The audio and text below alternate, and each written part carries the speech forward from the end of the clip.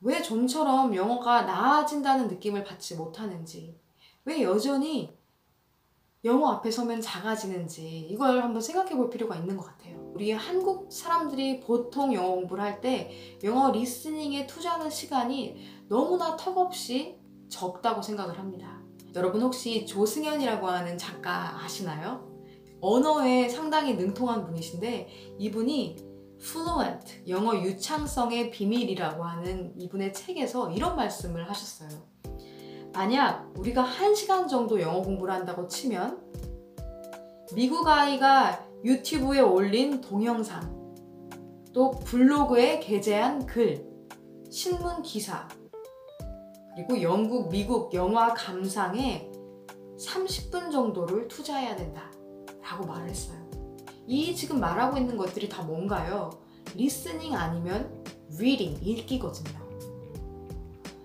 지금 여기에서 말하고 있는 게 우리가 영어 공부를 할 때 듣고 읽는 것, 그것에 투자를 해야 하는데 우리는 듣지 않는데 말하는 걸 잘하고 싶어 하고 읽지도 않으면서 어떻게 하면 잘 쓸 수 있지? 그것에 시간을 거의 대부분 투자한다는 거예요. 조승연 작가가 말한 영어를 처음 공부할 때 1시간 중에 반을 듣고 뭔가를 읽고 하는 것에 소요해라 라고 했는데 완전 초보이신 분들은 저는 예외를 적용해야 된다고 생각을 하거든요. 그 이유는 아주 기초적인 그런 200~300개의 단어를 모르실 경우에는 내가 읽을 수 있는 책이 없고 들을 수 있는 것도 사실상 발견하기가 어려울 수 있거든요. 그런 레벨의 경우에만 저는 예외적으로 단어를 외우는 그런 방법을 처음에는 딱 초기 1달 정도만 딱 집중해서 투자하셔서 200~300단어를 한번 외워보시라고 합니다. 그 이후에는 무조건 외우고 딸딸딸딸 하는 그런 방법은 이제 버리시고 영어가 정말 어떻게 쓰이는지를 직접 그 문장 안에서 그리고 직접 듣고 하시는 그 과정 속에서 부딪히고 겪는 이 조승연 작가가 말한 방법을 사용하시라고 말씀을 드립니다. 그렇지 않고 영어 공부 5년, 10년을 하셨는데 여전히 문법 책을 기초, 중급, 고급까지 사서 마스터해야만 내가 영어를 잘한다라고 생각하고 그걸 공부하고 계시다면 문법 책 한 권 공부하신 걸로 충분합니다. 문법이 부족해서 영어가 안 되는 게 아닌 경우가 훨씬 많아요. 들리지 않기 때문에 내가 아무리 많이 공부를 했어도 그들이 말하는 걸 내가 많이 들어보지 않아서 이해하지 못하면 대화는 이어질 수 없는 거거든요. 들리지 않으면 언제까지나 자막을 켜놓고 영화를 보는 그것에서 한 발 더 나아갈 수가 없는 그런 정체기를 계속 가질 수밖에 없어요. 제가 유학을 하면서 만난 친구 중에서요, 같은 과는 아니었지만 코스타리카에서 온 친구였는데 우리 한국 사람의 기준에 맞춰 봤을 때는 그 친구 영어가 그리 고급지지 않아요. 일단 문법적으로 봤을 때 틀리는 게 많이 있고요. 그리고 발음, 우리 또 발음 되게 중요하게 생각하잖아요.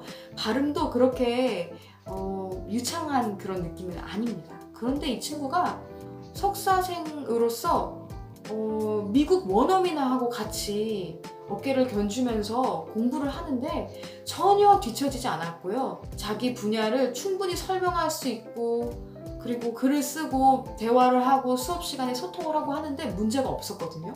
그렇다면 영어를 잘한다는 게 뭔가, 그리고 우리의 영어 목표가 어떻게 돼야 하는가, 일단 많이 들어서 내가 어떻게든 내가 하고 싶은 말을 표현하는 게 더 먼저인 것이지 우리나라처럼 유창성보다는 자꾸 완벽하고 정확하게 말하는 교육, 영어를 배우는 초기부터 너무나 문법 이런 것에만 너무 치중한 교육을 하다 보면 오히려 그 정확성을 위한 공부가 나의 영어에 방해가 될 때가 많습니다. 문법이 내 영어를 도와주는 게 아니라 어느 순간 나의 문법이 내가 자유롭게 말하는 거를 자꾸 멈추게 만들고 내 영어를 셀프 모니터링을 너무 과다하게 하게 만든다는 거예요. 그래서 이렇게 말하는 게 맞나?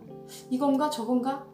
이렇게 자꾸 주저주저 하는 사이에 누군가는 우리가 생각하는 그 완벽하지 못하다는 그 영어로 이미 대화를 다 했어요. 근데 나는 내가 아는 그 문법으로 이것저것 영어를 재단하느라 말조차 못하고 있다면 그것이 정말 우리가 영어를 잘하게 하는 법인가? 아니라고 저는 생각을 합니다. 조승현 작가가요, 문법에 관한 것도 이렇게 말을 했습니다. 문법이란 사람이 말하는 방식을 설명하기 위해서 생긴 거지, 사람이 말하는 것을 규제하려고 만든 게 아니다. 그런데 우리의 문법은 어떻게 쓰이고 있나요? 혹시 누군가 영어 말하는 걸 틀렸네 저렇게 말하는 거 아닌데 규제하고 있고, 내가 그렇게 중요하다고 생각한 그 문법이 말하고 일단 술술술 써내려고 하고 하는 이런 부분을 제한하고 있다면 이거 뭔가 잘못됐다라고 하는 걸 우리가 깨달을 필요가 저는 있다고 생각을 합니다. 우리말도 마찬가지잖아요. 우리 아이들이 일기 쓸 때 얼마나 어려워해요. 문장 하나 만들어내는 것도 굉장히 어렵거든요. 그런데 이렇게 어린 초등 저학년의 아이한테 글자가 크다, 작다, 삐뚤빼뚤하다, 띄어쓰기가 어떻다, 맞춤법이 틀렸다, 이런 거를 자꾸 옆에서 고쳐주시고 그걸 핀잔을 주시면 어떻게 될까요?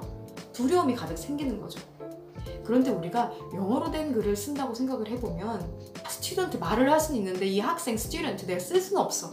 그러면 사전 또 찾아보시고 이거 S를 붙여야 되나 떼야 되나 뭐 이런 문장 요소나 이런 것에 맞춤법에 너무 집중을 하시면 오히려 쓰는 행위가 부담스러워서 잘 못 쓰게 됩니다. 결국 말도 마찬가지예요.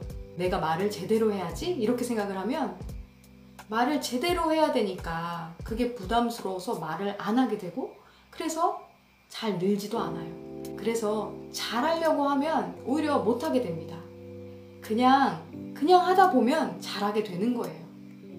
여러분, 오늘은 제가 듣고 읽는 것, 이 인풋에 대해서 여러분들에게 말씀을 드렸어요. 나의 공부하는 방법을 한번 점검을 해보셔서 내가 정말 얼마나 읽고 얼마나 듣고 있는지를 꼭 확인하시고, 그리고 그것을 가득 채우셔서 열심히 하시는 만큼의 어떤 성과가 꼭 있으셨으면 좋겠습니다.